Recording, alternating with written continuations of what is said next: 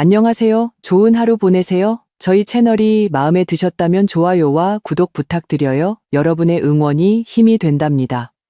자, 이제 실화를 하나 들려드릴게요. 그들은 내가 거기 있었으면 좋겠다고 했다. 내가 없으면 예전 같지 않을 거라고 몇 번이고 맹세했다. 어머니, 올라오세요. 추석은 꼭 어머니와 함께 보내고 싶어요. 그들은 그렇게 말했다. 그래서 나는 그리로 향했다. 전을 부칠 때 쓸 뒤집개와 가장 아끼는 가디건을 챙겼다. 내게 남은 모든 부드러움을 한 톨까지 꾹꾹 눌러 담았다. 그리고 기다렸다. 나는 김포공항 3웨이 게이트 도착 안내판 아래에 서 있었다. 바퀴 달린 여행 가방은 내 옆에 놓여 있었고 코트는 반듯하게 접어 한쪽 팔에 걸치고 있었다. 사람들은 꽃다발과 풍선, 손수 만든 플래카드를 든 아이들과 함께 바쁘게 스쳐 지나갔다. 어떤 이들은 서로를 껴안았고 어떤 이들은 눈물을 흘렸다. 그들 모두는 누군가에게 마중 나와 있었다. 나는 마치 주인을 잃은 소포처럼 서 있었다. 비행기는 42분 전에 착륙했. 2번이나 확인했다. 며느리에게서 온 문자 메시지도 3번이나 다시 읽었다. 저희 곧 도착해요. 애들이 어머니 보고 싶어서 난리예요. 뒤이어 하트 이모티콘이 붙어 있었다. 나는 답장을 보냈다. 비행기 3시 10분에 도착한단다. 얼른 모두를 안아주고 싶구나. 답은 없었다. 공항 안은 따뜻해서 코트는 계속 접은 채로 두었. 자리에 앉지 않았다. 한 번 앉으면 포기하는 것 같아서 현실에 굴복하는 것 같아서였다. 잊힌 여자처럼 보이고 싶지 않았다. 어느 순간 휴대폰이 울렸다. 전화도 문자도 아니었다. SNS 알림이었다. 심장이 빠르게 뛰었다. 그런 것에 신경 쓰는 사람은 아니지만 가끔 우리 가족은 내게 전화하는 것을 잊기 전에 그곳에 사진을 올리곤 했기 때문이다. 앱을 열었다. 그들이 거기에 있었다. 모두가. 내 아들 민준이는 작년에 내가 보내준 남색 스웨터를 입고 있었다. 그의 아내 수진이는 언제나처럼 환하게 웃으며 건강한 모습이었다.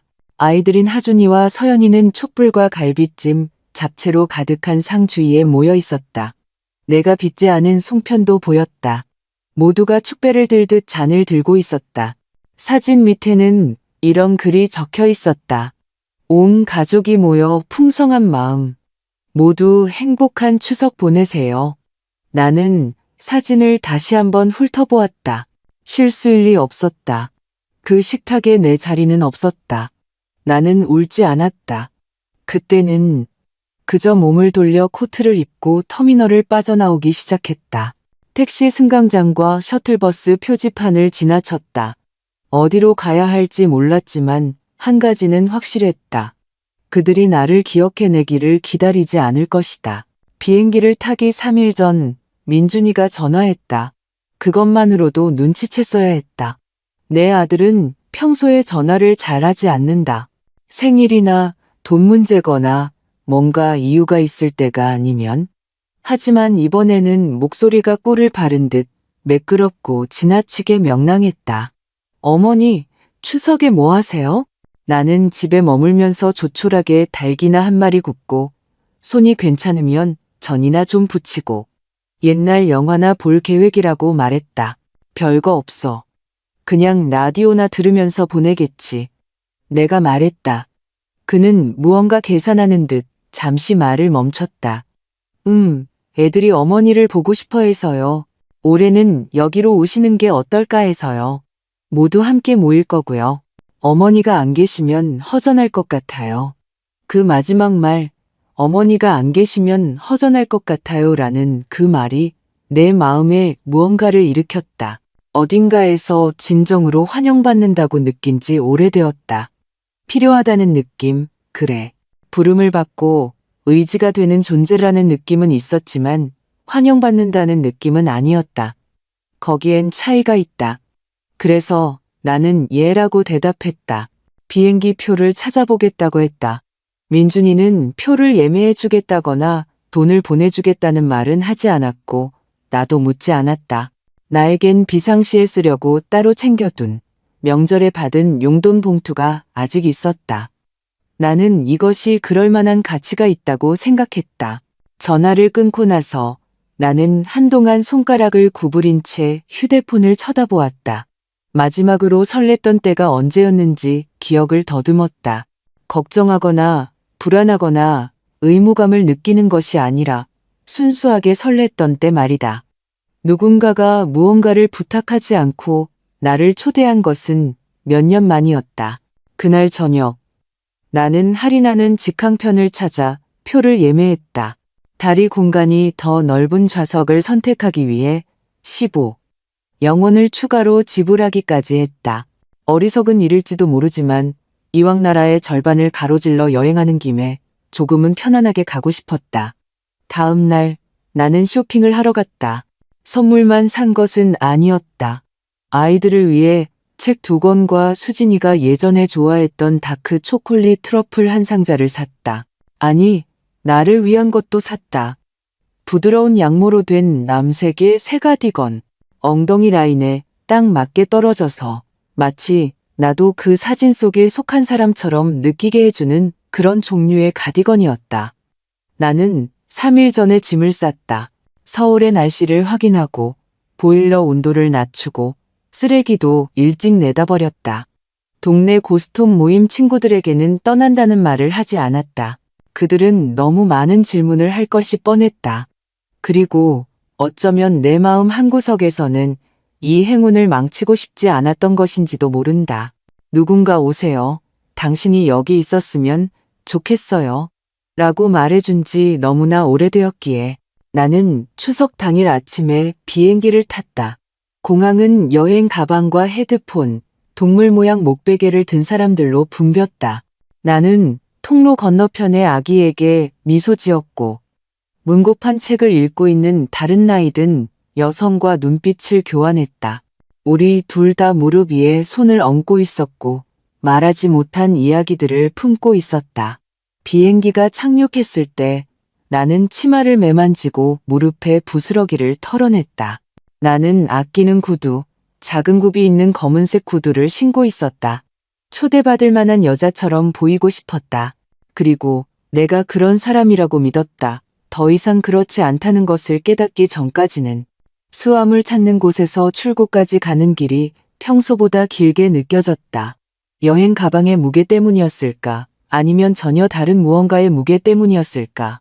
나는 커피숍과 재회하는 가족들, 남자친구의 어깨에 얼굴을 묻고 기쁨의 눈물을 흘리는 젊은 여성을 지나쳐 가방을 끌었다. 그때는 씁쓸하지 않았다. 단지 세상의 나머지는 계속 움직이는데 나만 일시정지 버튼이 눌린 것처럼 제자리를 잃은 기분이었다. 밖의 하늘은 중부지방 특유의 칙칙한 빛으로 회색이었고 공기마저 무겁게 느껴졌다. 내 휴대폰은 여전히 조용했다. 문자도 부재중 전화도 없었다. 다시 시간을 확인했다. 오후 3시 54분. 추석 저녁 식사는 아마 5시나 6시까지는 시작하지 않을 것이다. 어쩌면 그들이 바쁜 걸지도 모른다. 아이들이 야단법석을 떨거나 갈비찜이 타지 않게 지켜봐야 할 수도 있다. 수십 가지 이유가 있을 수 있고 모두 악에 없는 이유들이다. 하지만 악에 없는 이유라도 혼자 도착장에 서 있을 때는 가슴을 찌른다. 인도에 서서 20분을 더 기다리자 무릎이 아우성을 치기 시작했다. 나는 벤치에 앉았다. 낯선 사람들이 자신의 이름이 불리는 차에 올라타는 것을 지켜보았다. 패딩 점퍼를 입은 한 여자가 시어머니에게 따뜻한 쌍화차와 포옹을 건네는 것을 보았다. 그 시어머니는 나보다 나이가 더 들어 보였다. 그 짧고 꽉 찬 진심 어린 포옹이 내 가슴의 텅 빈 곳에 와서 밝혔다. 어느 순간 나는 전화를 걸어보았다. 민준이는 받지 않았다. 메시지를 남겼다. 도착했다고. 비번 문 밖 비행기 그림이 있는 표지판 아래 평소 만나던 곳에 있다고. 아무 일 없기를 바라며 조금 더 기다리겠다고. 하지만 나는 이미 알고 있었다. 다시 앱을 열기 전에, 사진이 뜨기 전에 그 붉은 빛의 음식과 긴 나무 식탁, 그리고 마음이 풍성하다는 글을 보기 전에 나는 이미 알고 있었다. 잊힌 것은 처음이 아니었지만 그것이 바로 잊힘이라는 것을 스스로 인정한 것은 처음이었다. 나는 일어서서 코트의 먼지를 털고 여행 가방을 뒤에 끌어 택시도 콜택시도 없이 그저 나와 보도블록뿐이었다. 유모차를 미는 한 남자가 지친 미소를 건넸다. 나도 고개를 끄덕여 답했다. 공항 안에서든 밖에서든 때로는 혈육보다 낯선 사람에게서 더 인정받는다고 느낄 수 있다는 것이 참 우스웠다. 어느덧 5시가 다 되어가고 있었다. 공기는 더 날카로워졌다. 옷깃 아래로 스며들어 이제 어떡할 거야? 라고 묻는 듯한 그런 한기였다. 나는 대답하지 않고 그저 계속 걸었다. 내 구두는 이렇게 많이 걷도록 만들어지지 않았지만 멈추지 않았다. 공항에서 1km쯤 떨어진 렌터카 반납 지점을 막 지난 곳에서 그것을 보았다. 네온사인에 정의식당이라고 쓰인 작고 낮은 건물이었다. 희자의 불빛이 깜빡거렸다. 창문은 안에 온기 때문에 뿌옇게 흐려져 있었다. 누군가 유리창에 종이로 만든 간 모양을 붙여 놓았다. 나는 안으로 들어갔다. 문 위에 종이 울렸다. 식당 안에서는 뜨거운 기름과 계피 냄새가 났다. 비닐로 된 좌석, 누렇게 바랜 메뉴판, 금이 가늘자가 놓인 카운터. 안에는 대여섯 명의 손님이 있었다. 택배기사 점퍼를 입은 남자, 말없이 식사하는 노부부, 그리고 내가 들어서자 고개를 들고 추석 잘 보내세요. 손님이라고 말하는 짧은 포니테일을 한 여주인, 사장님도요. 내 목소리가 의외로 차분해서 나 자신이 놀랐다. 나는 창가 쪽 자리를 골라 앉았다. 자리는 따뜻했고 테이블은 깨끗했다. 코트를 벗었다. 오늘은 주방이 한가해요. 여주인이 메뉴판을 건네며 말했다. 그래도 김치찌개는 돼요. 김치찌개가 좋겠네요. 내가 말했다. 네, 알겠습니다. 나는 기다리는 동안 창밖을 보았다. 내 여행 가방은 순종적인 작은 개처럼 내 옆에 앉아 있었다. 테이블 위에 엎어놓은 내 휴대폰이 한번 진동했다. 뒤집어 보지 않았다. 찌개가 나왔 뜨끈했고 밥 한 공기와 정갈한 반찬이 곁들여졌다. 찌개는 칼칼하고 깊은 맛이 났다. 내가 딱 좋아하는 방식이었다. 한 숟갈, 그리고 또 한 숟갈 떠먹었다. 몇 년 만에 먹어본 최고의 찌개였다. 어쩌면 양념이나 재료 때문이 아닐지도 모른다. 어쩌면 처음으로 다른 누군가를 위해 만든 것이 아니었기 때문일지도. 나는 천천히 먹었다. 서두르지 않았다. 휴대폰을 보지도 않았다. 누군가 나타나서 모든 것이 오해였다고 말해주기를 기다리지 않았다. 그들은 오지 않을 것이다. 오늘은 어쩌면 영원히. 그런데도 나는 여기 있었다. 온전하게 숨쉬며 종이 감이 붙은 창가 자리에 앉아 손가락에 온기가 돌아오는 것을 느끼고 있었다. 여주인이 계산서를 가져왔을 때 그녀는 물었다. 좀 더 포장해 드릴까요? 나는 잠시 생각했다. 그러고는 고개를 끄덕였다. 네, 나중에 먹게요. 그녀는 윙크했다. 오늘 하신 결정 중에 최고일 거예요. 나는 미소 지었다. 웃겨서가 아니라 그녀가 옳았기 때문이었다. 다시 밖으로 나오자 공기는 더 날카롭게 살을 내는 듯했다. 내 남은 밥과 반찬이 담긴 작은 비닐봉지가 한 손에 달랑거렸고 여행 가방은 부드러운 플라스틱 바퀴 소리를 내며 뒤를 따랐다. 계획이 없었다.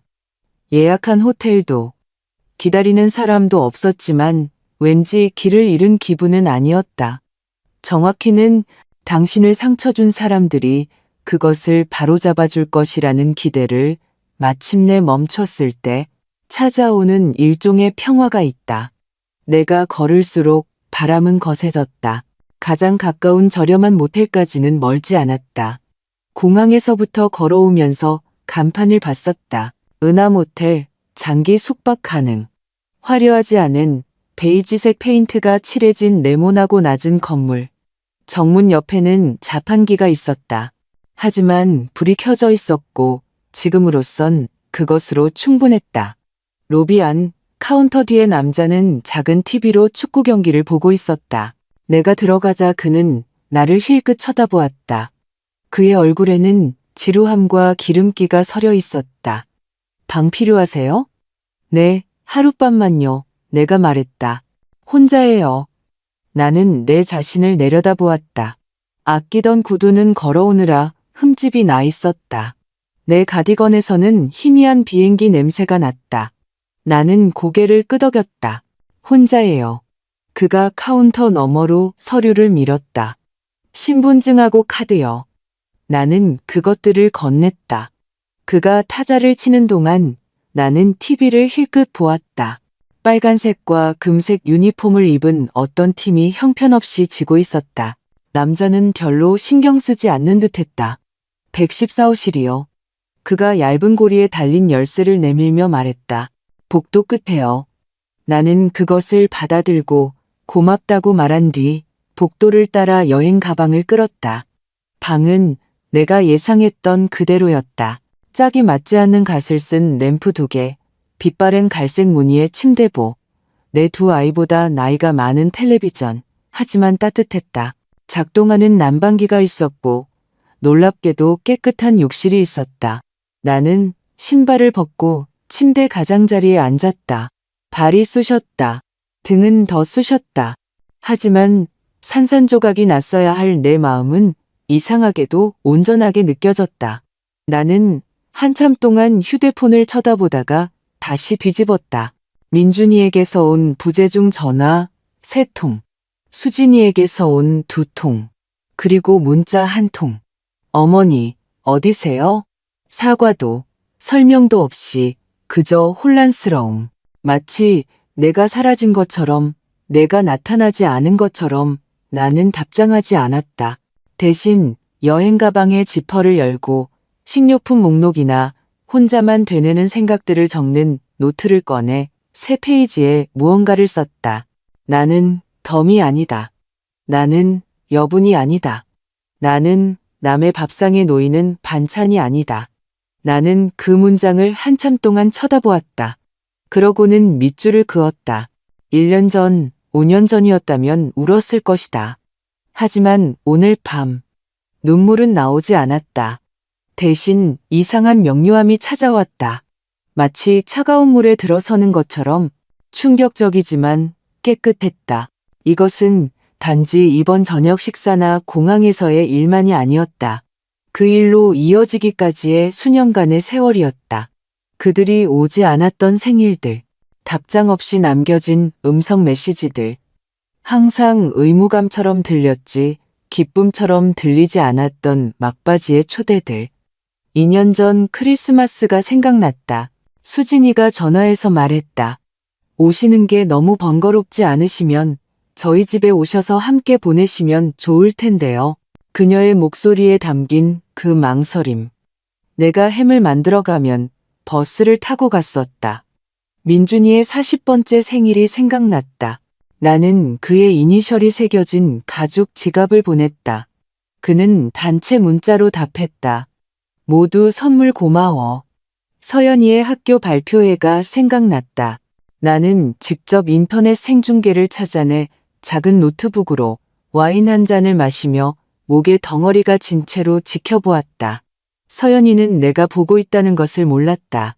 아무도 그것을 언급하지 않았다. 그런데도 나는 오늘까지 계속 나타났다. 어쩌면 다른 도시의 인도에 홀로 서 있어야만 그동안 계속 존재해왔던 것의 형태를 볼 수 있는지도 모른다. 나는 그들의 삶의 일부가 아니었다. 나는 액세서리였고 편이었으며 그들이 더 나은 자신을 기억해야 할 때를 위한 대리인이었다. 나는 모텔 방을 둘러보았다. 못생기고 정직하며 기능적인 그곳은 내가 몇 년 만에 있어 본 가장 정직한 장소였다.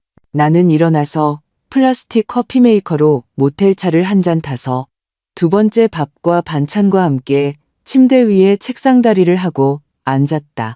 도자기 그릇도 리넨 냅킨도 없이 그저 흰 비닐봉지와 플라스틱 숟가락뿐이었다.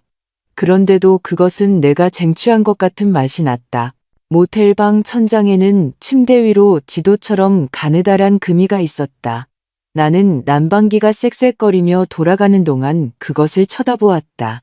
밖에서는 바람이 건물 외벽을 긁는 소리와 근처 고속도로에서 간간이 들려오는 엔진 소리가 들렸다.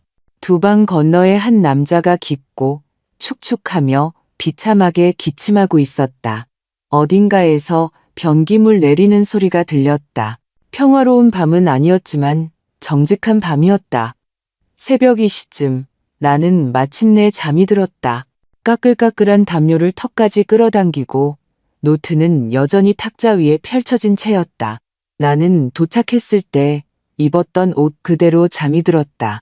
옷을 갈아입기에는 너무 피곤했고 다시 짐을 풀기에는 너무 지쳐 있었다. 아침에 나는 해가 뜨기 전에 깼다. 은퇴 후에도 결코 잃지 않은 습관이다. 내 몸은 60년 쓸모 있는 존재가 되어야 한다고 고집한다. 나는 방 안에 기계로 묽은 커피를 한 잔 더 내리고 블라인드 사이로 하늘이 밝아오는 것을 지켜보았다. 남았던 음식은 다 먹었다. 차도 마찬가지였다. 하지만 고요함은 그대로 남아 있었다. 7시 12분 휴대폰이 울렸다. 어머니, 정말 죄송해요.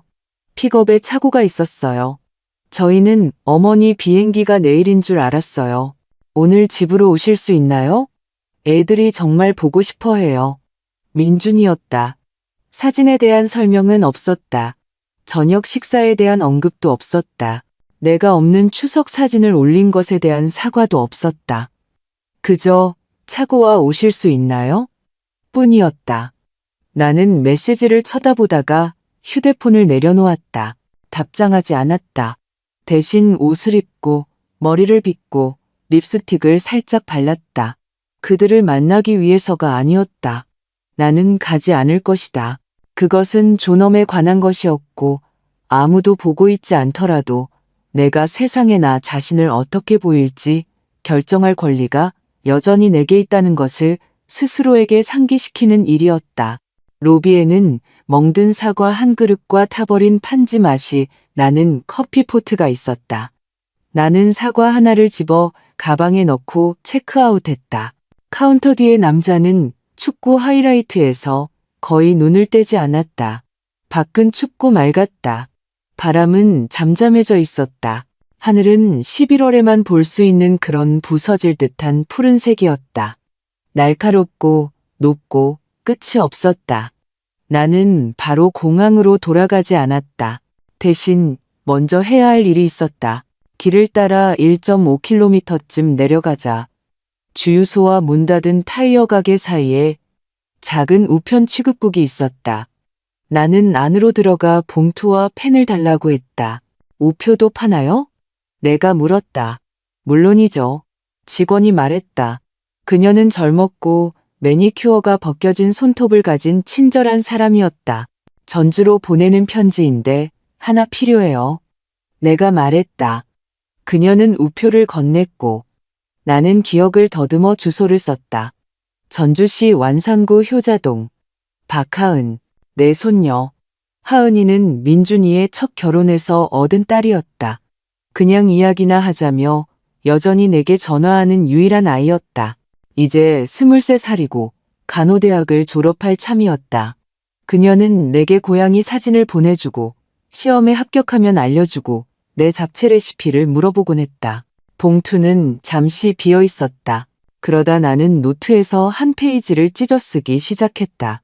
사랑하는 하은아, 너는 언젠가 내가 너의 안전한 피난처라고 말했지. 그 말을 들었던 것이 이 세상 대부분의 것들보다 내게 더 큰 의미였다는 걸 알아주었으면 한다. 이번 추석은 계획대로 되지 않았어. 나는 내가 앉을 자리가 애초에 없었던 식탁을 위해 나라의 절반을 날아왔단다. 하지만 그 고요함 속에서 예상치 못한 것을 발견했어. 다른 누군가가 먼저 말해주기를 기다리지 않고도 내가 누구인지를 기억할 수 있는 공간을 말이야. 나는 계속 썼다. 쓰디 쓴 내용도 극적인 내용도 아닌 그저 진실을. 봉투를 봉했을 때 나는 가벼워진 것을 느꼈다. 10시 35분 나는 집으로 돌아가는 비행기 표를 예매했다. 같은 항공사, 같은 게이트. 하지만 탑승하는 여자는 다른 사람이었다. 비행기는 저녁까지 시간이 있어서 나는 터미널 근처에 큰 창문과 맛있는 스콘이 있는 카페를 찾았다. 나는 그곳에서 몇 시간 동안 차와 펜을 들고 너무 오랫동안 말하지 못했던 것들을 정리하며 앉아 있었다. 나는 민준이에게 편지를 쓰지 않았다. 수진이에게 전화하지도 않았다. 내가 어디에 있는지 그들에게 말하지 않았다. 그들은 부재 중 전화를 보고 궁금해할 수도 아닐 수도 있었다. 나는 화나지 않았다. 나는 끝났다. 오후 4시쯤 빛이 바뀌었다. 주차장마저 아름답게 보이게 하는 그런 황금빛 안개였다. 나는 작은 아이가 미니밴을 향해 달려가는 것을 보았다. 그의 배낭이 통통 튀었다. 그는 뒤돌아 할머니에게 손을 흔들었다. 할머니는 더 느렸지만 미소 짓고 있었다. 그녀는 손을 흔들어 답했고 아이는 그녀에게 달려가 마치 다처럼 그녀의 손을 잡았다. 나는 그들이 사라질 때까지 지켜보았다. 그리고 혼잣말을 속삭였다. 크지도 쓰디쓰지도 않게 그저 분명하게. 나도 그럴 자격이 있었는데 집으로 가는 비행기는 절반밖에 차지 않았다. 정말 다행이었다. 나는 한 줄을 통째로 쓸 수 있었다. 창가 자리는 내가 앉았을 때 차가웠고 나는 그대로 두었다.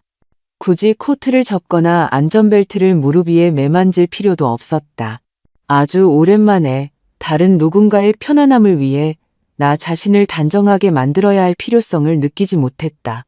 승무원이 부드러운 미소를 지었다. 집으로 가시는 길이세요? 아니면 떠나시는 길이세요? 그녀가 내 트레이에 플라스틱 물컵을 놓으며 물었다.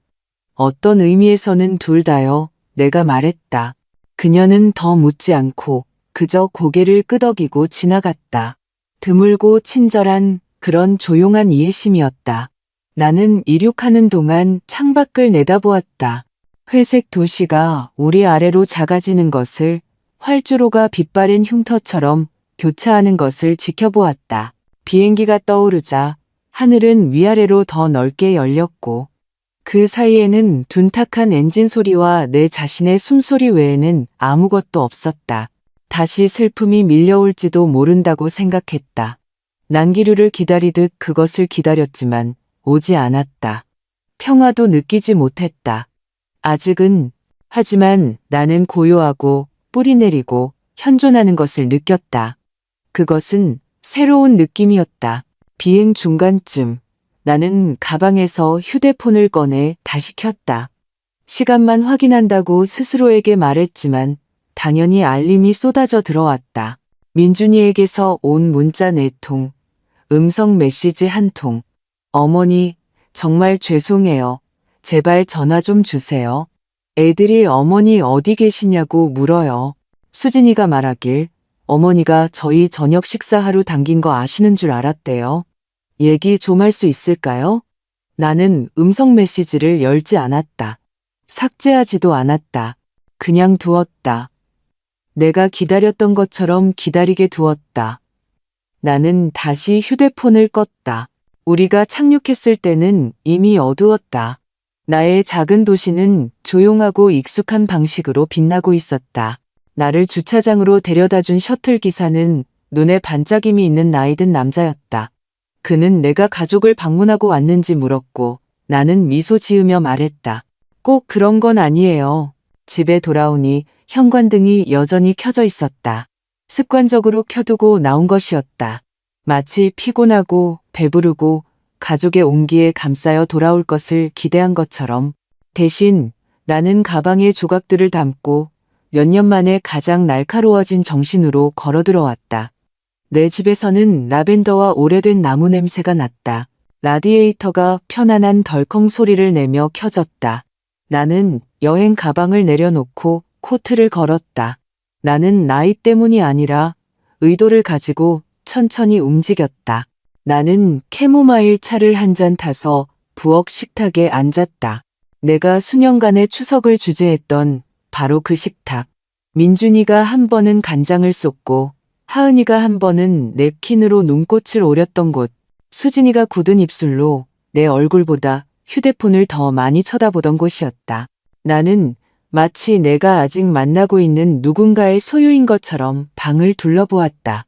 그러고 나서 냉장고 옆 서랍을 열었다. 그 서랍, 파일들이 있는 서랍, 민준, 하은, 법률이라고 표시된 서랍. 나는 민준이의 폴더를 꺼냈다. 두꺼웠다. 영수증, 수표 사본, 학자금 지원 내역서, 그의 차변속기가 고장났을 때 내가 도와준 정비소 청구서, 2010년에 주택담보대출 공동서명, 수진이의 필체로 보너스 나오면 갚을게요 라고 적힌 쪽지와 함께 내가 서연이를 위해 대신 내준 사립유치원 보증금. 그들은 결코 갚지 않았다. 나는 각 페이지를 상처를 돌보듯 조심스럽게 넘겼다. 분노도 심지어 슬픔도 아닌 명료함 속에서 그러고 나서 하은이라고 표시된 더 얇은 폴더에 손을 뻗었다. 생일 카드, 그녀가 내게 보낸 사진들, 그녀의 대학 졸업식 안내문 사본, 동글동글한 잉크로 쓴 손편지, 학비를 내는 것을 도와준 것에 대한 감사편지, 강원도에서 온 엽서. 어머니도 여기 계셨으면 좋았을 텐데. 가을이 정말 멋지고 아름다워요. 나는 두 폴더를 모두 닫고 뒤로 기댔다. 그러고 나서 내 노트를 집었다. 그리고 이번에는 감정을 쓰지 않았다. 나는 계획을 썼다. 다음 날 아침 나는 은행 문이 열리기도 전에 도착했다. 계단에는 옅은 서리가 내려 미끄러웠다. 하지만 나는 가장 낡은 부츠와 바로 그 남색 가디건을 입고 천천히 그리고 꾸준히 계단을 올랐다. 가디건은 내 스카프와 어울리지 않았지만 나는 더 이상 겉모습에 신경 쓰지 않았다. 나는 행동에 신경 썼다. 친절한 눈과 불안한 미소를 가진 젊은 남자 창고 직원이 노인에게나 보일 법한 공손함으로 나를 맞았다. 좋은 아침입니다. 박민자 고객님. 오늘 무엇을 도와드릴까요? 제 계좌에 대해 상담하고 싶어요. 내가 말했다. 모든 계좌요. 그는 고개를 끄덕이고 화면을 힐끗 본 뒤 안쪽으로 전화를 걸었다. 몇 분 후 나는 부드러운 의자와 희미한 프린터 잉크 냄새가 나는 유리벽 사무실로 안내되었다. 나탈리라는 이름의 여성이 자신을 내 계좌 담당자라고 소개했다. 그녀는 점심시간에 요가를 하고 항상 가방에 아몬드를 가지고 다닐 것 같은 사람이었다. 오늘 무엇을 도와드릴까요? 고객님? 모든 자동이체를 중단하고 싶어요. 오늘부터요? 모든 것을요? 그녀는 눈을 깜빡였다. 모든 것을요? 네. 그녀는 몇 개의 키를 두드렸고 화면을 훑어보면서 눈썹이 살짝 올라갔다. 가족분들께 정기적으로 이체되는 금액이 꽤 있으시네요. 학자금, 자동차 보험, 그리고 일부 자선단체에 예정된 기부금도요. 자선단체는 그대로 두세요. 내가 말했다. 나머지는 중단하세요. 긴 침묵이 흘렀다. 이유를 여쭤봐도 될까요? 나는 그녀를 쳐다보았다. 정말로 쳐다보았다. 그리고 그녀의 공을 인정하자면 그녀는 그 침묵을 가짜 걱정으로 채우지 않았다. 아니요, 내가 말했다. 이미 제 자신을 설명하는데 충분한 시간을 썼어요. 그녀는 고개를 끄덕였다. 알겠습니다. 그녀가 일하는 동안 나는 그 사무실의 고요함 속에 앉아 창밖으로 움직이는 세상을 지켜보았다. 아이를 카시트에 앉히려고 애쓰는 엄마, 보행기를 미는 노인, 너무 오래 공회전하는 배달 트럭. 끝났습니다. 나탈리가 마침내 말했다. 모든 것이 중단되었습니다. 완전 해지를 위한 서류를 준비해 드릴 테니 내일 다시 오셔서 서명하셔도 됩니다. 그렇게 할게요. 그녀는 망설였다. 그리고 위임장도 파일에 있습니다. 박민준 씨인데 그가 계속 접근 권한을 갖기를 원하시나요? 나는 맥박이 느려지는 것을 느꼈다. 오르지 않았다. 아니요. 내가 말했다. 취소해 주세요. 알겠습니다. 그녀는 양식을 인쇄했고 나는 흔들림 없는 손으로 서명했다. 내가 은행을 나설 때쯤 서리는 녹아 있었다. 나는 서두르지 않았다. 모퉁이 빵집에 들러 갓 구운 빵을 하나 사서 먼 길을 걸어 집으로 돌아왔다. 민준이를 벌주기 위한 것이 아니었다. 정말로 그것은 내가 이전에 긋지 못했던 선을 긋는 것이었다. 사랑이 희생만으로는 자라지 않는다는 것을 인정하는 것이었다. 그것은 빛이 필요하다. 그것은 진실이 필요하다. 집에 돌아와 나는 싱크대에서 뒤집개를 꺼내 부드럽게 닫고 제자리에 두었다. 언젠가 다시 전을 붙일지도 모른다. 아닐지도 모른다. 하지만 나를 길가에 세워두고 떠난 사람들을 위해 붙이지는 않을 것이다. 그날 오후 나는 내 변호사에게 전화했다. 김 변호사님은 30년 넘게 우리 집안일을 처리해 주셨다. 그는 우리가 이 집을 사는 것을 도왔고 남편의 유언을 정리했으며 2005년에는 내 첫 유언장 초안을 작성하는 것까지 도왔다. 그의 목소리는 따뜻했지만 신중했다. 박 여사님, 무엇을 도와드릴까요? 제 재산의 변경을 하고 싶어요. 내가 말했다. 그리고 하은이를 위한 신탁을 설정하고 싶습니다. 네. 그는 왜냐고 묻지 않았다. 그럴 필요가 없었다. 김 변호사님 같은 사람들은 가족의 실망에 대한 모든 버전을 다 보아왔다. 우리는 다음 날로 시간을 정했다. 전화를 끊었을 때 나는 승리감도 성공도 느끼지 못했다. 그저 명료한 뿐이었다. 그날 밤 나는 담요를 어깨에 두르고 현관에 앉아 있었다. 난간 위에는 차가 식어가고 있었다. 몇몇 이웃이 지나갔다. 한 명은 손을 흔들었고 한 명은 그러지 않았다. 거리는 조용했고 나는 괜찮지는 않았지만 치유되지는 않았지만 안정된 기분이었다. 마치 결코 열리지 않을 문을 마침내 두드리기를 멈춘 것처럼. 다음 날 아침 하늘은 부드럽고 낮게 깔려 있었다. 집들을 거즈처럼 감싸는 창백한 겨울의 회색빛이었다. 나는 천천히 옷을 입었다. 피곤해서가 아니라 다음에 올 일을 서두르고 싶지 않았기 때문이다. 9시 정각, 나는 김 변호사님의 사무실에 있었다. 녹색 덧창이 있는 작은 2층 건물이었고 접수처에서는 오래된 종이와 바닥 광택제 냄새가 희미하게 났다. 언제나처럼 금태 액자에 담긴 사진들이 걸려 있었다. 그의 아이들, 그의 보트, 산타 모자를 쓴 그의 불도그. 내가 들어서자 그는 일어섰다. 20년 전과 마찬가지로 여전히 공손했다. 박 여사님, 그가 손을 내밀며 말했다. 뵙게 되어 반갑습니다. 저도요, 김 변호사님. 우리는 그의 사무실에 앉았다. 같은 가죽의자, 같은 째깍거리는 벽시계, 책상 위에 같은 서류 뭉치. 비록 지금은 그의 돋보기 안경이 더 두꺼워지고 그의 콧수염이 소금과 후추색에서 백발로 변했지만 오늘은 무엇을 바꿀까요? 그가 부드럽게 물었다. 제 유언장이요. 내가 말했다. 그리고 신탁을 만들고 싶어요. 제가 가진 모든 것, 단 한 푼까지 모든 자산을 보호하고 싶어요. 그리고 그것이 하은이에게 가길 원해요. 오직 하은이에게만요. 그는 눈도 깜빡이지 않고 그저 고개를 끄덕이며 법률 노트를 꺼냈다. 민준 씨와 수진 씨는 제외하는 것으로 가정하겠습니다. 네, 그들은 저에게서 충분히 받았어요.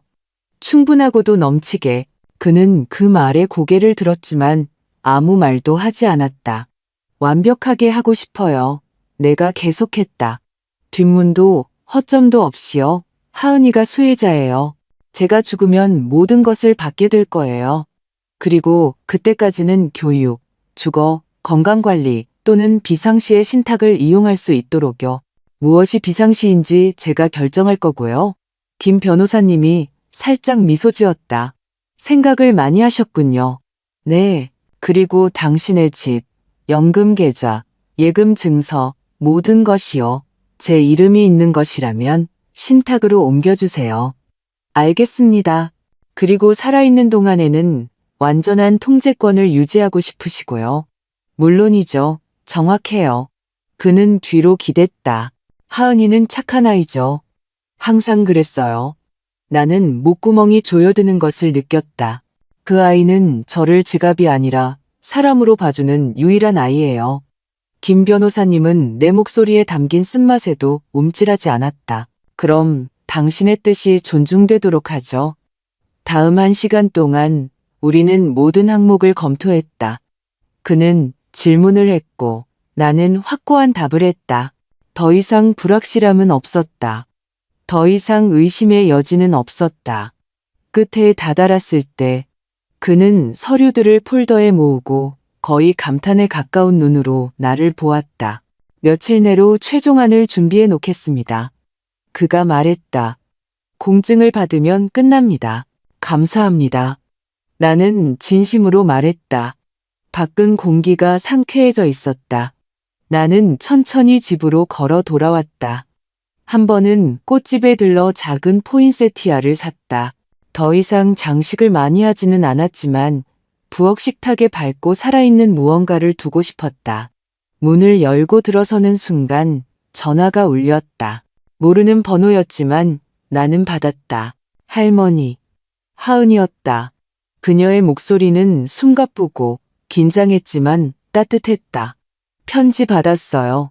나는 부엌 식탁에 앉았다. 그랬니? 무슨 일이 있었는지 몰랐어요. 아빠랑 새어머니는 할머니가 마지막 순간에 비행기를 취소했다고 했어요. 그냥 마음이 바뀌신 것처럼 말했어요.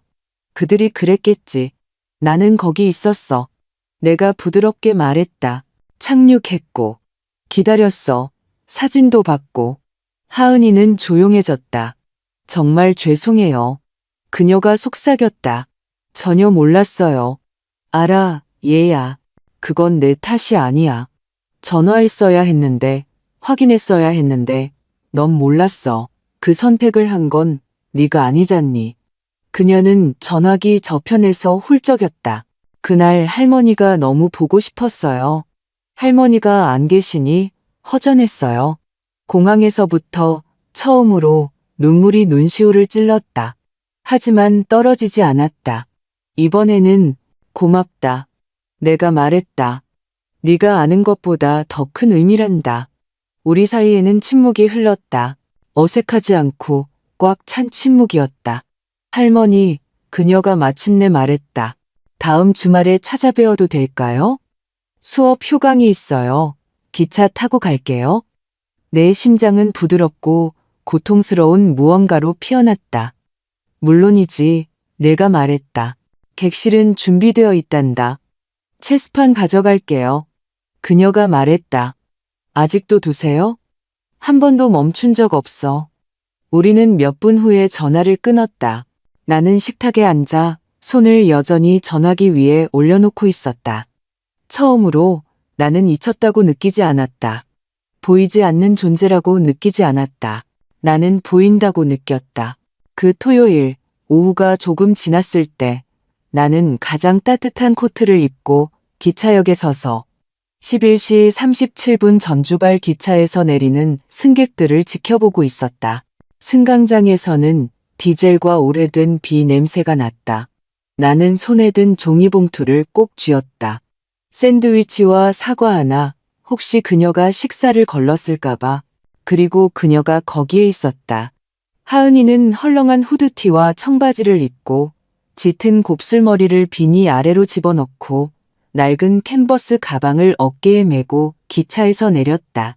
마지막으로 봤을 때보다 나이가 들어 보였고 어딘가 더 날카로워 보였다. 하지만 그녀가 나를 발견했을 때 그녀의 얼굴은 순수하고 틀림없는 무언가로 환하게 빛났다. 그녀는 달려와 진심으로 나를 껴안았다. 그렇게 간단했다. 질문도 사과도 우리 사이의 감도는 긴장도 없었다. 그저 나를 감싼 그녀의 팔, 단단하고 현실적인 안녕하세요 할머니. 그녀가 내 어깨에 속삭였다. 왔구나 우리 강아지. 내가 말했다. 우리는 한동안 말없이 집으로 차를 몰았다. 그녀는 마치 거리를 다시 외우려는 듯이 지켜보았다. 나는 천천히 조심스럽게 운전하며 그녀가 모든 것을 받아들이도록 했다. 동네는 크게 변하지 않았지만 그녀가 내 옆에 있으니 다르게 느껴졌다. 집에 돌아와 내가 차를 끓이는 동안 그녀는 객실에 가방을 내려놓았다. 그녀는 마치 한 번도 떠나지 않은 것처럼 소파 구석에 몸을 웅크리며 익숙한 편안함으로 돌아왔다. 커피 테이블 위에는 체스판이 기다리고 있었다. 우리는 한 게임을 했다. 그녀가 이겼다. 그러고 나서 또 한 게임을 했다. 이번에는 내가 이겼다. 정정당당하게. 나중에 우리는 부엌 식탁에 앉아 둘 다 차가 담긴 머그잔을 들고 있었다. 내가 그 주 초에 산 포인세티아가 가운데에 놓여 있었다.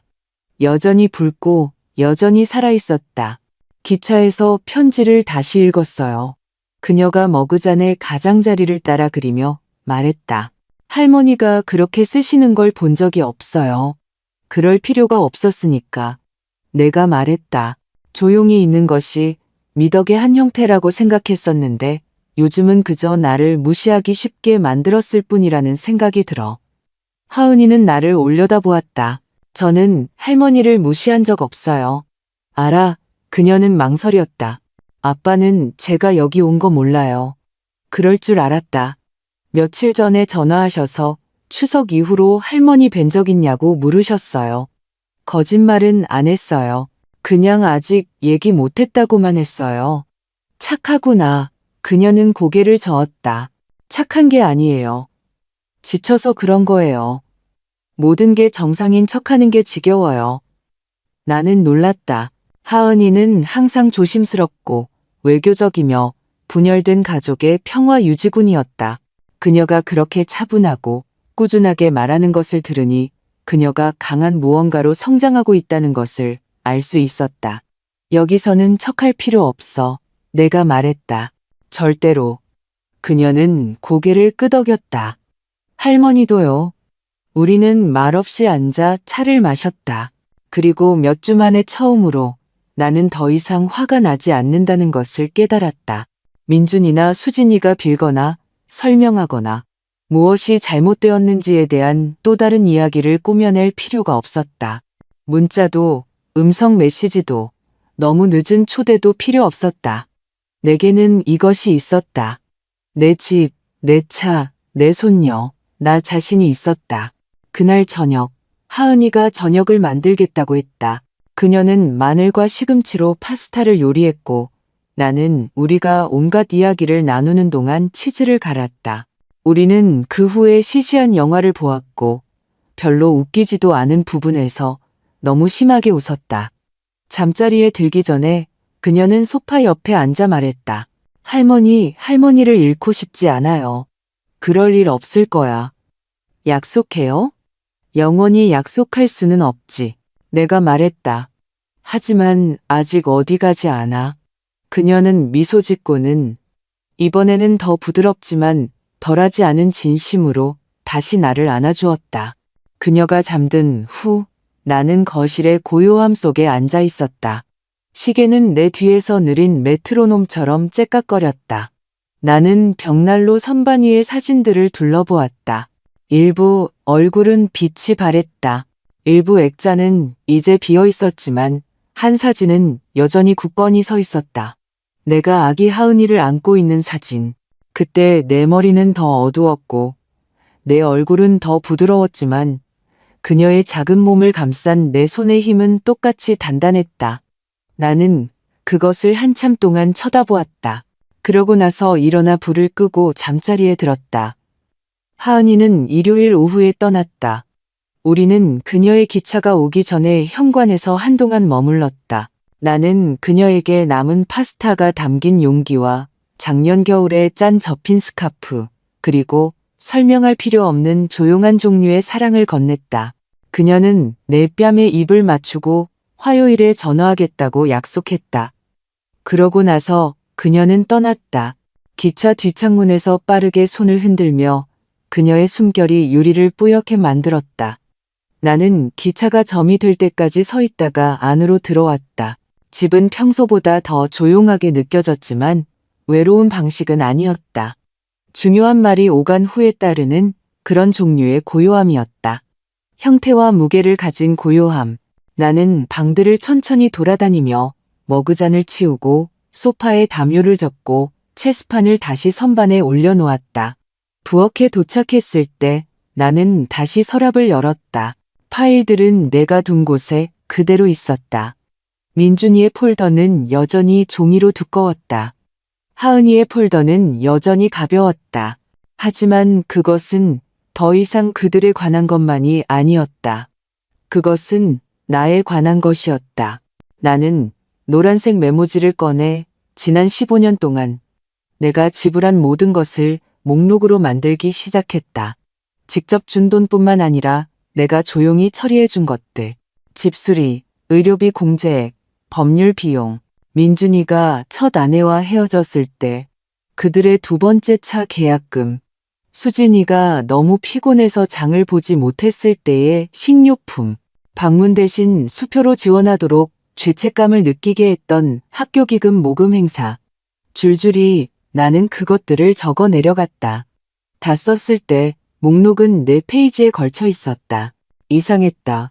나는 나 자신을 관대하다고 생각하지 않았다. 그저 유용하고 믿을만하다고 생각했을 뿐. 도와주는 것이 엄마가 하는 일이니까. 그것이 내가 한 일이었다. 하지만 숫자를 보니 분명히 보였다. 나는 그들의 삶을 보조해왔. 그리고 그 대가로 그들은 내게 공손함을 주었다. 공허한 생일, 지친 미소, 주 식탁에 자리가 없을 때 코트거리 근처의 의자. 나는 화나지 않았다. 정말로.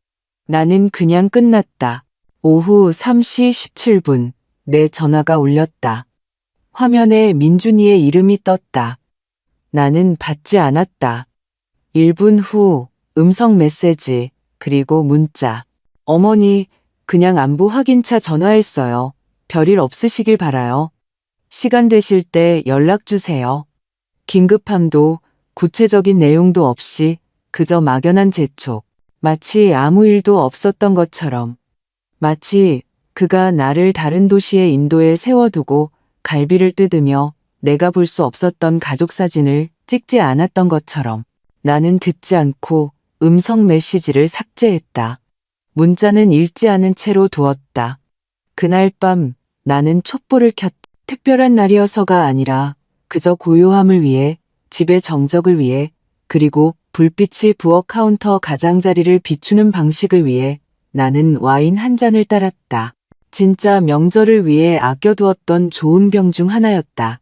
나는 식탁에 한 자리를 마련하고 남은 수프 한 그릇을 데우고 앉았다. 스크롤을 내리지도 기다리지도 전화가 울리기를 바라지도 않았다. 나는 내 자신의 삶에 앉아 있었다. 나중에 잠자리에 들기 전에 나는 이메일을 열어 여행이라는 이름의 폴더를 찾았다. 맨 아래에는 내 추석 비행기 영수증이 있었다. 왕복 귀환 완료. 나는 그것을 나 자신에게 전달하고 제목줄에 메모를 추가했다. 출발 및 귀환 증명. 구조 없음, 재회 없음, 오직 나. 나는 그것을 다른 누구에게도 보내지 않았다. 그럴 필요가 없었다. 다음 날 아침 나는 다시 김 변호사님께 전화했다. 생각해봤는데요. 내가 말했다. 신탁에 조항을 하나 추가하고 싶어요. 물론입니다. 그가 말했다. 어떤 생각을 하고 계신가요? 하은이가 유일한 집행자가 되길 원하지만 편지를 하나 첨부하고 싶어요. 법적인 것이 아니라 개인적인 편지요. 의향서를 포함하실 수 있습니다. 그가 말했다. 법적 효력을 바꾸지는 않지만 당신의 이유를 설명할 수는 있습니다. 좋아요. 그럼 제가 쓸게요. 그날 아침 나는 앉아서 쓰기 시작했다. 제가 떠난 후 이 글을 읽는 분에게 만약 재산이 왜 이렇게 분배되었는지 궁금하다면 분명히 말씀드리겠습니다. 이것은 처벌이 아닙니다. 이것은 정직입니다. 저는 평생을 조용히 꾸준히 주며 살아왔습니다. 하지만 존중 없는 사랑은 사랑이 아닙니다. 보살핌 없는 현존은 가족이 아닙니다. 저는 제가 사라지기 전에 저를 봐준 유일한 사람을 선택했습니다. 나는 그날 편지를 끝내지 않았다. 서두를 필요가 없었다. 어떤 것들은 천천히 쓸 가치가 있다. 화요일이 왔고 하은이에게서 전화가 오지 않았다. 그녀가 잊어버려서가 아니라 우리가 그렇게 합의했기 때문이었다. 그녀는 그 주에 실습이 있었고 방해받고 싶지 않았다. 금요일에 전화할게요. 그녀가 말했다. 근무 끝나고요. 같은 시간에. 나는 그녀를 믿었다. 하지만 그날 아침 다른 사람이 전화를 걸었다. 수진이었다. 그녀의 이름이 내 화면에 경고 신호처럼 켜졌다. 밝은 글자와 나쁜 타이밍. 나는 벨이 울리도록 내버려 두었다. 그러고 30초 후 문자가 도착했다. 어머님 잘 지내시죠? 민준 씨가 요즘 연락이 잘 안 닿는다고 하더라고요. 조만간 뵙고 얘기 나눠요. 중요한 곳에는 구두점도 없고 필요한 곳에는 온기도 없었다. 뵙고 얘기 나눠요. 우리는 오래된 직장 동료가 아니었다. 우리는 한 번 설탕을 빌려 쓴 이웃도 아니었다. 나는 거의 15년 동안 그녀의 시어머니였다. 나는 서연이가 태어난 후 그녀가 첫 번째 제대로 된 직장을 찾는 것을 도와주었다. 그녀가 담낭 수술을 받았을 때 위로 바구니를 보냈다. 그들의 예산이 너무 빠듯했을 때 그녀 어머니의 장례식 꽃값을 지불했다. 뵙고 얘기 나눠요. 나는 답장 없이 전화기를 내려놓았다. 그날 오후 마치 약속이라도 한 듯 다른 메시지가 도착했다. 이번에는 민준이에게서였다. 어머니, 수진이가 전화했었어요. 저희 슬슬 걱정되기 시작했어요. 괜찮으신지 알려만 주세요. 그 아이러니. 그들은 나를 공항에 버려두고 갔지만 이제 와서 걱정하고 있었다. 내가 여행 가방을 들고 아무도 마중 나오지 않았을 때가 아니라 내가 얼어붙은 손가락으로 식당까지 걸어갈 때가 아니라 그들이 모두 함께라며 팔짱을 끼고 내 자리는 없는 사진을 올렸을 때가 아니라 하지만 이제 침묵이 그들에게 메아리쳐 돌아가자 그들은 당황했다. 침묵은 강력하다. 당신의 소음, 당신의 배품, 당신의 예에 익숙한 사람들을 불안하게 만든다. 나는 그날 하루 종일 전화기를 꺼두었다. 그날 저녁 나는 다락방을 뒤졌다. 어떤 극적인 이유에서가 아니라 그저 하은이가 언젠가 물어봤던 오래된 요리책. 내 사과파이 레시피가 가장자리에 휘갈겨 쓰인 그 책을 찾기 위해서였다. 나는 몇 년 동안 그곳에 올라가 본 적이 없었다. 상자에서는 먼지와 오래된 소나무 냄새가 났고 단열재는 잊힌 종이처럼 말려 있었다. 1990, 2005라고 표시된 한 상자에서 나는 그 책을 발견했고 그 아래에는 편지들이 있었다. 수십 통의 편지들. 10대 시절의 민준이가 보낸 카드들. 어린 시절 하은이가 그린 그림들. 오래전에 이사간 친구들과 사촌들의 감사 편지들. 일요일 정장 차림의 남편이 마치 상을 받은 것처럼 호박 파이를 들고 있는 사진. 나는 바닥에 책상 다리를 하고 앉아 과거가 내 무릎 위에서 쉬게 두었다. 다른 사람들을 위해 공간을 만들기 위해 내가 보관해 두었던 내 자신의 너무나 많은 조각들. 나는 어린 시절의 민준이를 생각했다. 어떻게 그가 엄마 심장 소리가 빗소리보다 더 커라며 내 가슴에 머리를 대고 자겠다고 고집했는지. 어떻게 내가 너무 일찍 출근하면 울었는지. 어떻게 내가 그에게 신발끈을 한 고리 대신 두 고리로 묶는 법을 가르쳐 주었는지. 그것이 그에게 더 말이 되었기 때문에 나는 한때 그를 완전히 사랑했다. 어쩌면 지금도 그럴지 모른다. 하지만 사랑이 방치를 변명하지는 않는다. 그리고 용서가 돌아옴을 의미하지는 않는다. 항상 그런 것은 아니다. 나는 편지들을 조심스럽게 다시 넣었다. 상자를 닫았. 그리고 그날 밤 집이 어둡고 세상이 조용할 때 나는 노트를 열어 신탁을 위한 편지의 두 줄을 더 추가했다. 나는 나의 마지막 행동이 공손하기를 원하지 않았. 나는 그것이 분명하기를 원했다. 하은아, 너는 나를 보았다. 의무감 때문이 아니라 내가 무엇을 주었기 때문이 아니라 네가 선택했기 때문에. 그것이 바로 가족이다. 선택, 존중, 진실. 펜이 평소보다 무겁게 느껴졌지만 나는 어쨌든 썼다. 다음 날 나는 시내로 차를 몰고 곧장 공증사무소로 갔다. 그곳은 택배 가게 뒤편, 버블랩 선반과 신기한 인사말 카드 진열대를 지나 있었다. 카운터 뒤에 남자는 친절한 손과 길고 신중한 말투를 가지고 있었다. 그의 명찰에는 덕수라고 쓰여 있었다. 편지를 공증받고 싶어요. 내가 변호사가 준비한 신탁 서류와 함께 내가 쓴 페이지들을 펼치며 말했다. 그는 첫 페이지를 힐끗 보고는 다시 나를 보았다. 큰 변화시군요. 나는 고개를 끄덕였다. 오래전에 했어야 할 일이죠.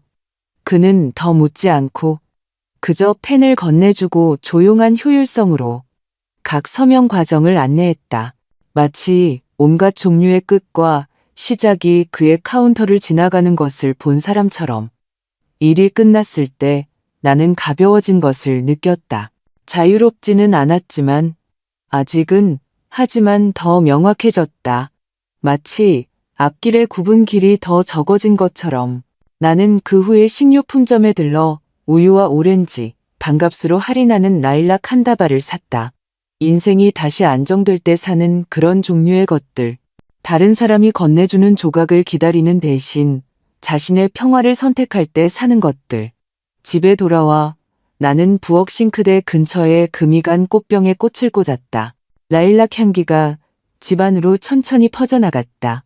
부드럽고 확실하게 나는 코트를 벗어 접어서 의자 등받이에 걸쳐 놓았다. 식료품을 정리하고 있을 때 전화기가 울렸다. 또 민준이었다.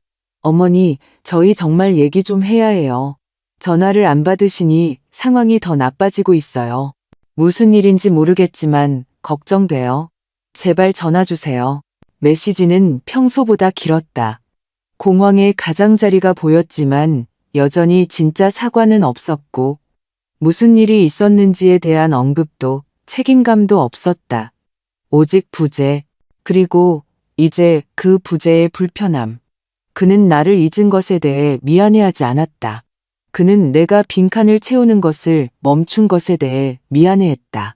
나는 앉아서 화면을 쳐다보다가 다시 껐다.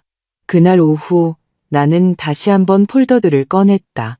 민준이의 것, 하은이의 것, 신탁 서류 뭉치. 그리고 그 모든 것을 내 방화 상자에 잠그고 침대 밑으로 다시 밀어넣었다. 무언가를 숨기기 위해서가 아니라 내가 끝났기 때문이었다. 설명하는 것을, 묻는 것을, 기다리는 것을 끝냈다. 나는 그날 밤 수프를 끓였다. 렌틸콩, 당근, 마늘, 내 손은 여전히 본능으로 양을 잴 줄 알았다. 나는 한 사람을 위해 요리했다. 부재를 위해서가 아니라 나는 식탁을 차렸다. 애도를 위해서가 아니라 의식을 위해, 나 자신에 대한 존중을 위해 수프는 맛있었다. 나중에 나는 다시 현관에 앉았다. 숄에 감싸인 채 공기는 무언가 바뀌는 것을 느낄 만큼 상쾌했다. 그리고 가로등이 하나씩 켜질 때 나는 몇 년 동안 생각하지 않았던 순간을 기억해냈다. 민준이는 10살이었다. 그는 입술이 터지고 청바지에 진흙이 묻은 채로 학교에서 돌아왔다. 쉬는 시간에 다른 아이가 들판에서 그를 밀쳤다. 그는 울지 않고 그저 싱크대에서 손에 피를 씻으며 말했다. 괜찮아요. 아무것도 아니에요. 나는 그의 옆에 웅크리고 말했다. 아파도 괜찮아. 그게 약한 게 아니란다. 누군가 내게 그렇게 말해줬더라면 좋았을 텐데. 왜냐하면 나는 몇 년 동안 조용히, 꾸준히 상처받아 왔고 인내가 미덕이라고 생각했기 때문에 그것을 그냥 내버려 두었기 때문이다. 하지만 그렇지 않다. 항상 그런 것은 아니다. 때로는 그저 지연일 뿐이다. 때로는 그저 침묵의 대가일 뿐이다. 나는 천천히 차를 마셨고 밤이 깊어지도록 내버려 두었다. 부엌의 꽃들은 외풍에 살짝 흔들렸다. 어둠 속의 보라색 얼룩, 블록 아래 어딘가에서 개가 짖었다. 차 한 대가 진입로로 들어섰다. 누군가 날카롭고 높게 웃었다. 다른 삶에서 온 소리.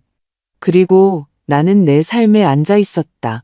질문 없이, 기다림 없이, 그저 나 자신의 소속감의 무게. 마침내 온전해졌다. 금요일 늦은 오후에 노크 소리가 들렸다. 나는 부엌 식탁에서 빨래를 개고 있었다. 대부분 수건이었고 건조기에서 막 나와 아직 따뜻했다. 그때 그 소리를 들었다. 3번의 느린 두드림. 우체부도 아니고 이웃도 아니었다. 망설임이 뒤따르는 그런 종류의 노크였다. 나는 문을 열었고 그녀가 거기에 있었다. 수진이었다. 그녀의 머리는 너무 완벽해서 마치 차 안에서 빗질하고 스프레이를 뿌린 것 같았다.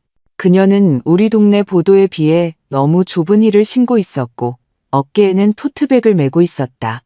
그녀의 얼굴에는 내가 익히 알게 된 일부는 걱정이고 일부는 연기인 잘 꾸며진 표정이 서려 있었다. 어머님, 그녀가 거의 다정한 목소리로 말했다. 얘기 좀 할 수 있을까요? 나는 처음에는 대답하지 않고 그저 옆으로 비켜서서 그녀를 들여보냈다. 그녀는 들어서면서 주변을 둘러보았다. 마치 먼지나 방치를 예상한 것처럼. 집은 그대로 보였지만 공기 중에 무언가가 바뀌어 있었다. 나는 그것을 알았고 그녀도 그랬을 것이라고 생각한다. 나는 그녀를 거실로 안내했다. 그녀는 내가 앉을 때까지 앉지 않았다. 그녀는 토트백을 발치에 조심스럽게 놓고 손을 무릎 위에 모았다. 어머님께서 화나신 거 알아요. 그녀가 이미 세련된 어조로 시작했다. 그리고 이 모든 것이 큰 오해였다고 말씀드리고 싶어요. 나는 아무 말도 하지 않았다.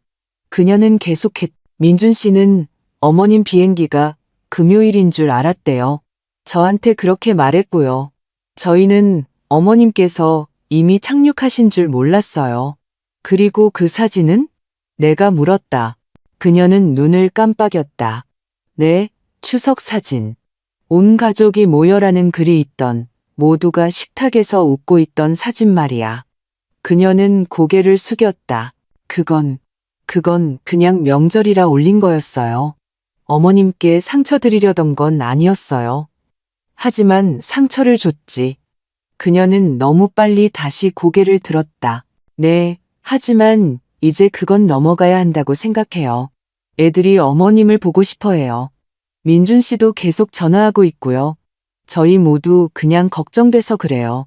어머님께서 저희를 차단하셨잖아요. 나는 작은 숨을 내쉬었다. 아니, 나는 그저 너희를 위해 침묵을 채워주는 걸 멈췄을 뿐이야. 그건 다른 거지. 그녀의 입이 굳어졌다. 제가 여기 온 건 저희가 일을 바로잡고 싶어서예요. 나는 그때 그녀를, 정말로 그녀를 쳐다보았다. 그녀의 화장 뒤에 숨겨진 노력, 그녀의 자세에 숨겨진 조급함, 그녀가 향수처럼 두른 회피를. 너는 일을 바로잡으러 온 게 아니야. 내가 말했다. 너는 내가 아직 쓸모가 있는지 보러 온 거지. 그녀는 몸을 고추 세웠다. 그건 불공평해요. 하지만 사실이잖아. 그녀는 마치 민준이가 나타나 이 대화에서 자신을 구해줄 것처럼 복도 쪽을 힐끗 보았다. 나는 충분히 줬어. 내가 차분하게 말했. 충분하고도 넘치게. 그리고 나머지가 어디로 갈지 내가 결정했어. 그 말이 그녀의 주의를 끌었다. 그녀의 눈이 살짝 좁혀졌다. 나는 화나지 않았어. 내가 말했다. 씁쓸하지도 않아. 나는 그냥 끝났을 뿐이야. 어머님, 그녀가 말했다. 이제 그녀의 목소리는 더 팽팽하고 차가웠다. 이건 어머님답지 않아요. 알아. 내가 말했다. 이게 지금의 나야. 잠시 침묵이 흘렀다. 그녀는 자리에서 몸을 뒤척였다. 민준 씨도 어머님께서 변화를 주신 걸 아나요? 슬슬 의심하기 시작했을 거라고 상상해. 그녀의 얼굴이 흔들렸다. 그리고 집은요? 어머님 계좌는요? 처리됐어. 그 후의 침묵은 짙었다. 일종의 심판과도 같았다. 마침내 그녀는 토트백을 집어들고 일어섰다. 글쎄요. 그녀가 이제 딱딱한 어조로 말했다. 그렇게 느끼신다니 유감이에요. 나는 살짝 미소 지었다. 아니, 너는 내가 마땅히 받아야 할 것보다 덜 받는 것을 그만둔 것에 대해 유감인 거지. 그녀는 대답하지 않고 그저 돌아서서 문으로 걸어갔다. 문턱에서 그녀는 망설였다. 민준 씨는 정말로 걱정하고 있어요. 그래야지. 내가 말했다. 내가 사라져서가 아니라 내가 돌아오지 않을 것이기 때문에. 문은 가장 부드러운 딸깍 소리를 내며 그녀 뒤에서 닫혔다. 나는 잠시 동안 그곳에 서 있었다. 내 손은 문고리에 있었고 공기는 여전히 그 대화로 윙윙거렸다. 그러고 나서 나는 부엌으로 돌아가 수건개기를 마치고 촛불을 켜고 차를 한 잔 끓였다. 그날 저녁 전화가 한 번 울렸다. 또 민준이었다. 나는 벨이 울리도록 내버려 두었다. 잔인해서가 아니라 침묵이 마침내 내 것이 되었기 때문이었다. 토요일은 조용히 찾아왔다. 나는 일찍 일어났다. 그래야 해서가 아니라 내 몸이 다시 리듬을 찾았기 때문이었다. 기대나 다른 사람의 일정 소음에 지배되지 않는 리듬. 밖의 하늘은 창백하고 부드러웠다. 아무것도 강요하거나 약속하지 않고 그저 존재하는 그런 종류의 아침이었다. 나는 차를 현관으로 가져가 고리버들 의자 등받이에 걸쳐둔 빛바랜 퀼트 아래에 앉았다. 찻잔에서 김이 천천히 피어올랐다. 길 아래 어딘가에서 아이가 소리쳤고 스케이트보드가 굴러가는 소리가 뒤따랐다. 겨울은 아직 물러서고 있었지만 오래가지는 않을 것이다. 나는 수진이의 방문을 생각했다. 후회도 분노도 없이 그저 호기심으로 마치 다른 누군가가 결코 제대로 나누지 못한 대화를 기억하는 것을 지켜보는 것처럼. 그녀는 평화를 위해 온 것이 아니었다. 그녀는 통제를 위해 왔다. 그리고 아주 오랜만에 나는 그것을 주지 않았다. 그것이 승리였다. 이기는 것이 아니라 옳은 것이 아니라 뿌리내리고 있는 것, 다른 사람들을 편안하게 하기 위해 더 이상 미덕을 연기하지 않는 것. 그날 오후 하은이가 전화했다. 그녀의 목소리는 수화기를 통해 밝게 들려왔다. 안녕하세요, 할머니.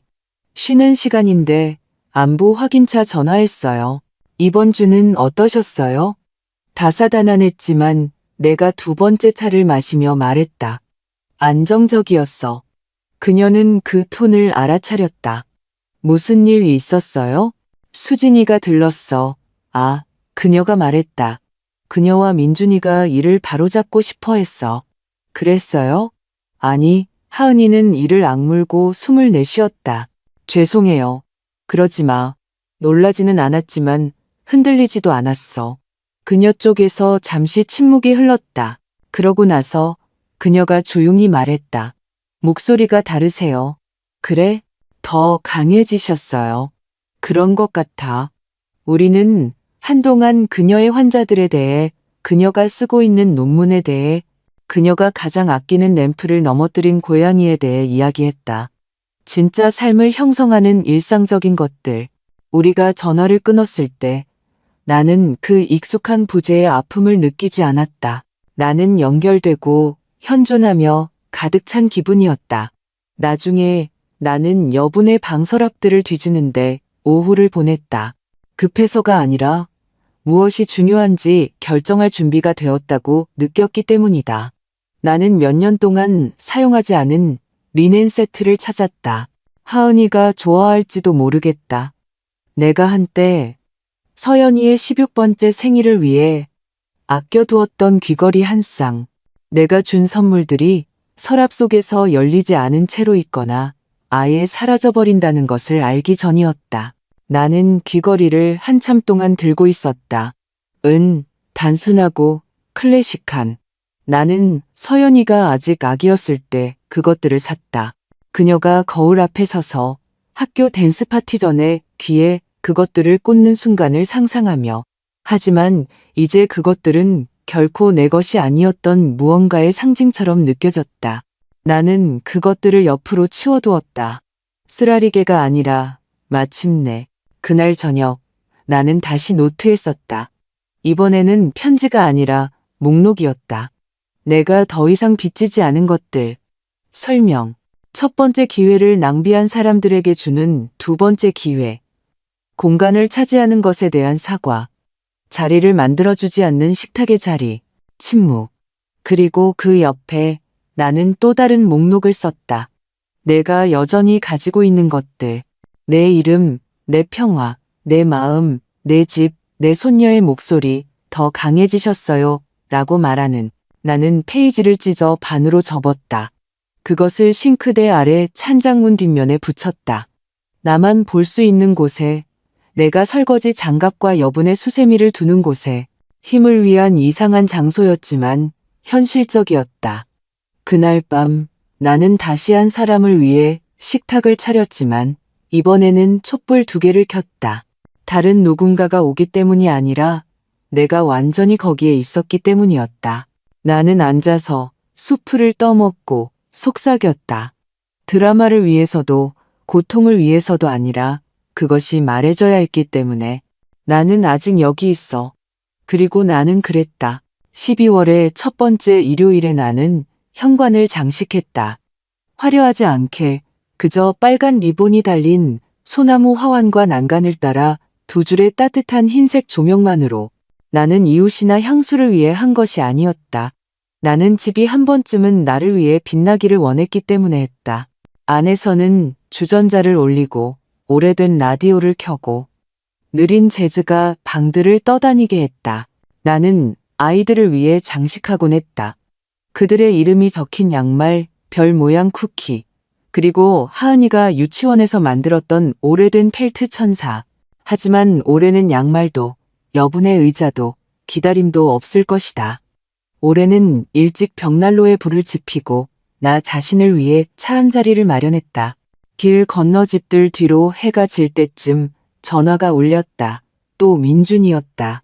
나는 이번에는 받았다. 어머니. 그의 목소리는 내가 기억하던 것보다 가늘었다. 나 여기 있어. 내가 말했다. 차분하고 꾸준하게. 잠시 침묵이 흘렀다. 받으실 줄 몰랐어요. 알아. 또 다른 침묵. 더 길었다. 서류 봤어요. 그가 마침내 말했다. 변호사님한테서요. 신탁, 변경사항들. 그럴 줄 알았다. 그의 숨이 멎었다. 마치 다른 톤을 예상했던 것처럼. 저는 그냥 이해가 안 돼요. 모든 것 이후에 말이지. 내가 끼어들었다. 정확히 모든 것 이후에 그는 조용해졌다. 돈 말씀이세요? 그가 결국 말했다. 나는 패턴을 말하는 거야. 내가 대답했다. 잊어버리는 것, 늦은 전화, 놓친 생일들, 공항, 그 사진. 그건 의도적인 게 아니었어요. 아니, 내가 말했다. 그건 더 나빴어. 그건 편리함이었어. 그것이었다. 사과 없이 큰 소리로 말해진 진실. 저희를 벌주시는 거잖아요. 그가 말했다.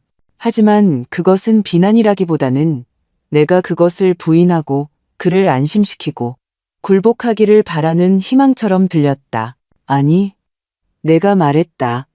나는 의무에서 오직 한 방향으로만 움직였던 오래된 충성심에서 내가 너무 오랫동안 짊어져서 가벼움이 어떤 느낌인지 잊어버렸던 죄책감에서 나 자신을 해방시키는 거야. 이렇게 될 줄은 몰랐어요. 그가 중얼거렸다. 알아. 그의 목소리가 갈라졌다. 저희는 여전히 어머니 가족이에요. 아니, 민준아. 내가 너희 가족이었지. 너희는 오랫동안 내 가족이 아니었어. 그리고 그것으로 우리는 끝났다. 소리 지르는 것도 해결도 없이 그저 몇 년 동안 메아리 칠 만큼 조용히 말해진 진실과 함께 나는 전화를 끊고 창가에 서서 가로등이 깜빡이며 켜지는 것을 지켜보았다. 다음 날 나는 하은이에게 작은 소포를 보냈다. 안에는 부드러운 천에 쌓이는 귀걸이, 신탁 사본, 그리고 쪽지가 있었다. 이건 내 것이야. 네가 달라고 해서가 아니라 네가 나타났기 때문에 불확실하다고 느낄 때 이것들을 착용하렴. 너는 이 집에서 결코 보이지 않는 존재가 아니야. 그때도 지금도 영원히. 그녀는 3일 후에 전화했다. 울면서 동시에 웃으며 할머니, 그녀가 떨리는 목소리로 말했다. 무슨 말을 해야 할지 모르겠어요. 너는 이미 말했어. 내가 말했다. 네가 방문해도 되냐고 물었던 그날. 네가 이유 없이 왔던 그날. 그날 밤 나는 벽난로에 불을 지피고 그 온기 속에 앉아 있었다. 밖은 거리가 조용했고 계절의 첫눈이 내려앉아 있었다. 나는 창문으로 눈이 내리는 것을 지켜보았다. 느리고 깨끗하게. 그리고 나는 이전에 있었던 모든 추석들을 생각했다. 내가 고통 속에서 요리했던 것들. 내가 조용히 앉아 있었던 것들. 내가 나중에 생각나서 초대받았던 것. 그리고 이번 추석. 내가 나 자신에게 준 추석. 자르는 칼도, 식탁보도, 두 번째 그릇도 없이 그저 산책, 식당, 김치찌개 한 그릇, 그리고 내가 맛본 것 중 가장 명확한 것. 쓴맛이 아니라 자유. 그리고 만약 당신이 이 글을 읽고 있다면, 만약 당신이 당신을 기다리는 것을 잊은 누군가를 기다려본 적이 있다면 잘 들어라. 당신은 이제 멈출 수 있다. 당신은 당신 자신을 위해 촛불을 켤 수 있다. 당신은 당신 자신의 망할 밥 한 끼를 사 먹을 수 있다. 그리고 당신은 바로 여기서, 바로 지금 다시 시작할 수 있다. 이 이야기가 당신의 마음을 움직였다면 공유하라. 저기 어딘가에 혼자가 아니라는 것을 알 필요가 있는 누군가가 있다. 당신의 침묵은 가치가 있다. 당신의 자리는 당신 자신의 것이고 그것을 지키기 위해 허락을 받을 필요는 없다.